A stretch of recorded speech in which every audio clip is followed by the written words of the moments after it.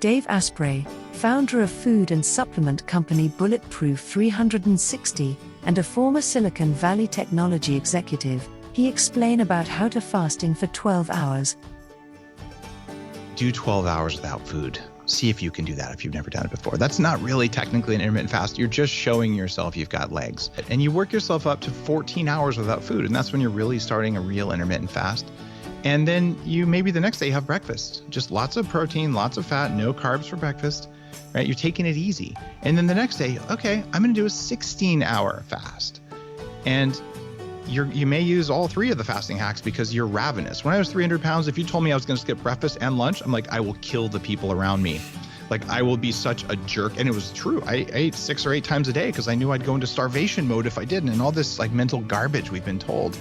So what you end up with is this idea where you're slowly going to work your way up, and it's okay to do that. And some mornings someone's going to bring in donuts and you're just going to break your fast. And in the book, I explain the psychology and the biology of why that happens. And it's okay. Right? You have the rest of your life to do this. That's why it's called a fasting practice. And it doesn't have to be perfect. And once you get up to that 16.8, one day you're going to sit there and go, you know what? It's lunchtime, but I'm actually not that hungry. So I am going to, for the first time in my adult life, I'm going to just say, I'm not going to eat till dinner. And then you're really kind of tricking yourself because it's only like 4 or 5 more hours until you've had dinner anyway. And then you're going, wait a minute, the last time I ate was dinner yesterday. But it wasn't pain. It wasn't suffering. It wasn't struggle. It wasn't strife. It wasn't pushing. It was just, oh, okay, I could do that. Yeah, I was a little hungry in the afternoon, but I drank some extra water, right? Maybe you did use coffee. Coffee's good for you anyway, right? It's okay. And with then no sugar dinner. or cream, I'm assuming. Thank you. No sugar, no cream, no protein, no artificial sweetener either. You can use stevia or monk fruit if you want to, but definitely not NutraSweet or Splenda because those wreck your gut bacteria. And it's really shocking. And you see this look of wonder like, wow, I can't believe I thought I would die, right? But I didn't. I just did 24 hours. And as we talked about earlier, that's 1 meal a day. But if the next day you're like, I did it yesterday, I'm going to do it again today, and you're still just getting into it, you're probably not going to feel as good. Right. So the next day, go back to 16.8, right? Like slowly work up to it. And what you're doing, it's like you go to the gym, say, I haven't worked out in 2 years, but I'm going to go do a full CrossFit workout, right? I'm going to do the full WOD. And then the next day you're laying on your back and you're like, I think I have to go to the hospital. My kidneys are overloaded with protein breakdown. I hate my life. It's because it's okay. When you're exercising your cells the way fasting does, it's okay to just get started in a healthy, gentle way and work yourself up to this. I can fast for 48 hours and still be totally fine and have my brain work and do interviews like this. And I feel great. I can also eat and feel great. But before I'd eat and then I get the food coma and then you don't feel very good and then you got to have some sugar. That doesn't happen either. But if you just go all in and say, I'm going to start with a 10-day water fast, man, you're going to feel like crap. And the deal here is fasting is not about deprivation, and it's not supposed to be about willpower unless you're doing a spiritual fast. And what I would say is do fasting in a painless way, which is a big part of the book, or choose to face the pain and use it as a spiritual personal development practice. The arc of the book, when I first started this, I was afraid of being hungry. I was afraid of being alone. Which was something I came up with through my personal development work. I'm like, oh, I didn't realize this. So I hired a shaman to drop me off in the middle of nowhere in a cave. There's no food and there's no people for 10 miles in any direction. And I'm like, I'm going to be here for 4 days. And I'm scared, I'm pretty scared of this, to be perfectly honest. This is the first time I'd done a 4-day fast. And when I got out of there, I couldn't believe the energy I had. And I talk in the book about, the mental process you go through the first time you do a fast like that.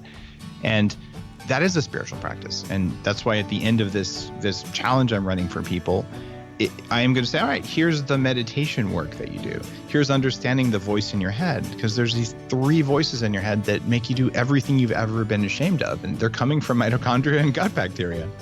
And getting on top of that and just owning that, that's awesome. But if you have to own it every day on top of everything else in your life, it's going to be overwhelming and it's going to raise your cortisol, and you don't need to do that to get the benefits.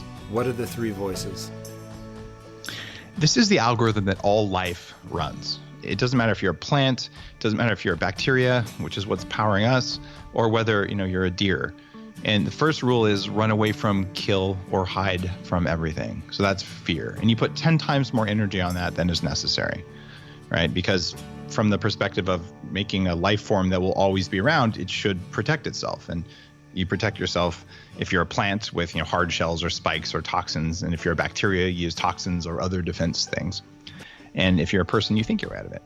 And the second F word, which gets about 5 times more attention than normal, is eat everything. Because famines kill lots of things. So now we have fear and we have food. Right? And that's why food gets so much attention when you're fasting, because your bacteria are like, eat that, eat that, eat that, eat that, eat that. And you're like, no, no, no. And eventually it's like a little kid wearing you down. And okay, fine, you can have half the cookie, Johnny. And they're like, why did I eat the cookie? I'm such a bad person. No, your mitochondria got the best of you. It's okay. And then the third F word, what else does all life have to do to make sure it's on the earth forever? Tom? Fornicate, baby. Oh, I was thinking fertility, but if you want to just go straight to that. I'll go right there. You're correct. So I actually was thinking of the other F word. I was just trying to get you to say it. So nice dodge. What's going on there is that gets about 3 times more attention than it deserves, right? And all life has to do it. And this explains everything you've ever done that you're ashamed of. Like all procrastination, all resistance, all not seeing things, all that's fear, right? Eating all the stuff you shouldn't eat, that's food. Going on that date you shouldn't have gone on, that is the other F word, right? And this is in our cells. This is not your brain. This is your cellular biology driving you to do it.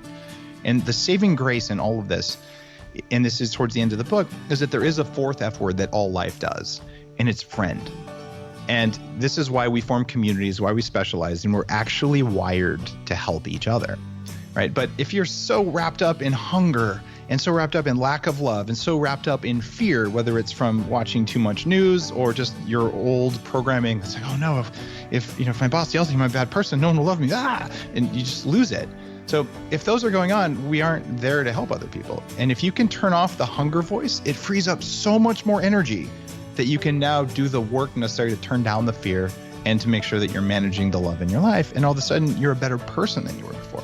And this is why fasting is so important, because it has the power to give you the energy to overcome the other F words that are messing with you on a daily basis. And it's not because we're bad people. It's a separate operating system meant to keep you alive. It's not trying to harm you. It just makes you do stupid stuff all the time.